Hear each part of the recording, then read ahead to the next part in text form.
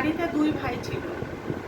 বিয়ের আগে দুই ভাইয়ের খুব মিল ছিল, কিন্তু বিয়ে যখন হয় তখন দুই বউ আসার পরে দুই বউয়ের মত দুরকম, সেরকমভাবে চলতে থাকলো। কিন্তু দুই ভাইয়ের মধ্যে কিন্তু ভীষণ মিল ছিল। মিল থাকলে কি হবে, দুই বউয়ের মধ্যে যে মিল নেই, তাই তাদের স্বামীদেরও মিলেমিশে থাকতে দিল না বউরা। তা তাদের দুই ভাইয়ের একজনের হলো ছেলে আর একজনের হয়েছে মেয়ে। তাই ছোট ভাইয়ের অবস্থা খুব একটা ভালো ছিল না, আর বড় ভাইয়ের অবস্থা খুব ভালো ছিল। কারণ বড় ভাই ভালো চাকরি বাকরি করতো, কিন্তু ছোট ভাইয়ের একটি ছোট্ট মুদি দোকান ছিল। মুদি দোকান থাকায় তার তো রোজগার বেশি ছিল না, তাই তার মেয়েকে সে ভালো করে মানুষ করতে চাইলেও সে ক্ষমতার বাইরে গিয়ে, তার মেয়ে যেহেতু পড়াশোনায় ভালো ছিল, সে সেভাবে মেয়েটাকে মানুষ করতে শুরু করলো। কিন্তু বড় ভাই যে ছেলে হয়েছিল সে হচ্ছে বেয়াদব হয়েছিল। দিন যাচ্ছে, ছোটবেলা থেকে মাকে যেমনভাবে দেখেছে যে সব সময় তার কাকুকে সব সময় যে অপমানিত করছে, বা তাদেরকে কোনো অকেশনে নিমন্ত্রণ করছে না, তাদেরকে ভালো চোখে দেখছে না, সব সময় আসলে অপমান করছে। তার দেওরের মেয়ে যখন তাদের ঘরে আসতো বলতো যে তুই সব জিনিস ভেঙে ফেলবি, একদম কিছু ধরবি না। আস্তে আস্তে সেই রকম দেখে দেখে ছেলে বড় হয়েছে, তাই মা যেরকম হয়েছিল ছেলে ঠিক সেরকম তৈরি হয়েছিল। আস্তে আস্তে ছেলেটিও মায়ের মতো ব্যবহার করতে শুরু করলো কাকু কাকিমা এবং তার বোনের সঙ্গে। এবার মেয়েটি আস্তে আস্তে ওইসব দেখে দেখে বড় হয়েছে যে তার বাবা মাকে সবসময় তার জেঠিমা অপমান করতো। কিন্তু জেঠু ভালো থাকলে কি হবে, জেঠু সেটা করতে পারতো না, তাদের ভালো ব্যবহার করতে পারতো না। কিন্তু লুকিয়ে লুকিয়ে জেঠু অনেক সময় টাকা দিতে তার বাবাকে চেয়েছে, কিন্তু মেয়েটির বাবা টাকা নিতে চায়নি, কেননা সে অপমানিত হতে চায়নি। যে লুকিয়ে লুকিয়ে কেন দাদা আমাকে টাকা দেবে, আমার যা রোজগার আছে আমি তা দিয়েই আমি সংসার চালাবো। মেয়ে একদিন, মা একটু বড় হওয়ার পরে মা বাবাকে বলেছিল তোমরা কোনো চিন্তা করবে না মা, আমি পড়াশোনা করছি, তো আমি যতদিন না চাকরি পাবো ততদিন আমি তোমাদের এই কষ্টটা আমি সহ্য করতে পারি না, আমি চাকরি পেলে তোমাদের সব কষ্ট দূর করে দেবো। তাই মা বাবা চেষ্টা করতো মেয়ের যা যা বলতো সেরকমভাবে তার সব মনের আশা পূর্ণ করতে। তাই যখন একটু বড় হলো, সে সব রকম পাশ করার পরে চাকরির ইন্টারভিউ দিল।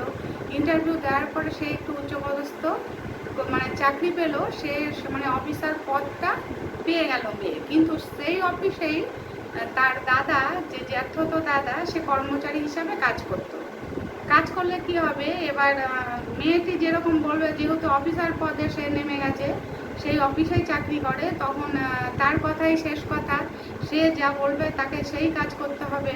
সে ছোটোবেলা থেকে দেখেছে দাদা কীভাবে তাদেরকে অপমান করতো, কীভাবে তাকে কষ্ট দিত, তাই সেই প্রতিশোধ সে নিতে যায়নি, কিন্তু দাদাকে বুঝতে দিতে চেয়েছে যে দেখো, যখন পয়সা মানুষের হয় তখন মানুষকে কত ভালোবাসে মানুষ, আর পয়সা যখন থাকে না তখন মানুষকে কত ঘৃণা করে।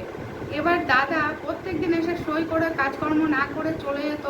সেই সব ফাইলগুলো যখন বের করলো মেয়েটি, তখন দেখলো দাদার অনেক ফল্ট আছে।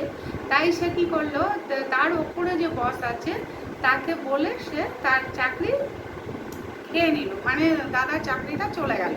সে অফিসারের বস বললো যে তোমার তো দাদা, তুমি যেটা ভালো বুঝবে করবো, যে এখানে অফিসার আমি আর এখানে কর্মচারী সবাই, আমি যেটা ভালো বুঝবো, যে অন্যায় করবে তাকে তো শাস্তি পেতেই হবে। তাই দাদার চাকরি যখন চলে গেল, তখন তার জেঠু জেঠিমা এসে সেই মেয়েটির পা ধরলো এবং তার বাবা মায়েরও পা ধরলো যে এতদিন আমরা তো তোমাদের সঙ্গে অনেক খারাপ ব্যবহার করছি, মেয়েকে বলো যেন আমার ছেলে চাকরিটা পাই যায়। তখন মেয়ে বলল আমি ওখানে অফিস বোন না, ওখানে আমি ওদের অফিসার, তাই আমার ওপরেও বস আছে, তারা যেটা ব্যবস্থা করবে সেটাই হবে। তবে আমার কথাই শেষ কথা, যে অন্যায় করবে তাকে তার শাস্তি পেতে হবে, তাই আমি ওকে শাস্তি দিয়েছি। তখন জেঠু জেঠিমা তাদের বাড়ি আসতে চাইলো, ক্ষমা চাইলো এবং তাদের সব অকেশনে নিমন্ত্রণ করতে থাকলো। সেও আস্তে আস্তে বললো দাদা আগে তার প্রায়শ্চিত্ত করুক, তারপরে নিশ্চয়ই সে আবার চাকরি ফেরত পাবে। দাদাও প্রায়শ্চিত্ত করলো, তারপরে দাদাও চাকরি পেয়ে গেল। মেয়েটিও তারপর তাদের সঙ্গে ভালো ব্যবহার করলেও কিন্তু মনে মনে তার রাগ অনেক ছিল। তখন সে জেঠু জেঠিমাকে বললো যখন টাকা ছিল না তখন আমার বাবা মাকে সবসময় অপমান করেছো, যেই দেখেছো তার মেয়ে চাকরি পেয়েছে, ভালো রোজগার করছে, অমনি তোমরা ছুটতে ছুটতে চলে এসছো আমাদের সামনে। এতদিন প্রত্যেকটা আত্মীয় স্বজন আমাদের অপমান করেছে, তার জবাব আজকে আমি দিয়েছি। বলছে হ্যাঁ আমাদের ক্ষমা করে দে, আমাদের ভুল হয়ে গেছে। তাই পয়সা থাকলেই সবসময় যে মানুষকে ছোট চোখে দেখতে হবে, যার পয়সা নেই তাকে অপমান করতে হবে, তেমন কোনো কথা নেই। যার আছে তার থাক না, আর যার নেই সে সেরকমভাবেই চলছে, তোমার কাছে তো চাইছে না।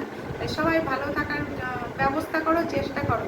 আর যদি মানুষের মনে জেদ থাকে, মেয়েটার মনে যেমন জেদ ছিল, সে কিন্তু ঠিক একদিন চাকরি পেয়েই দেখিয়ে দিল।